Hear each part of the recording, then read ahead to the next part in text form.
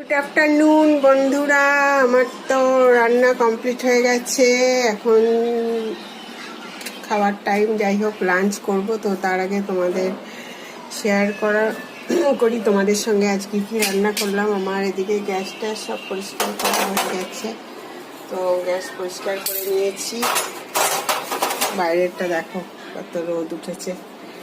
তো চলো তোমাদেরকে শেয়ার করি আজকে আমি লাঞ্চের জন্য কি কি বানিয়েছি। তো আজকে আমার লাঞ্চে আছে এই যে গরম গরম ভাত, আর বানিয়েছি হচ্ছিল থোড় ছেচকি, একটু শাক ভাজা বানিয়েছি আজকে, আর বানিয়েছি এই যে ইঁচড়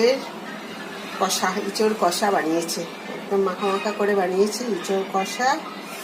আর এই যে মাছের ঝোল, ফলি মাছ আর একটা বাটা মাছ ছিল, তো ওটাতে একটা ঝোল বানিয়েছি। তো এই হচ্ছে আজকে আমার লাঞ্চের মেনু। এটা হচ্ছে স্পেশাল, আজকে হয়েছে ইঁচড়ের কষা,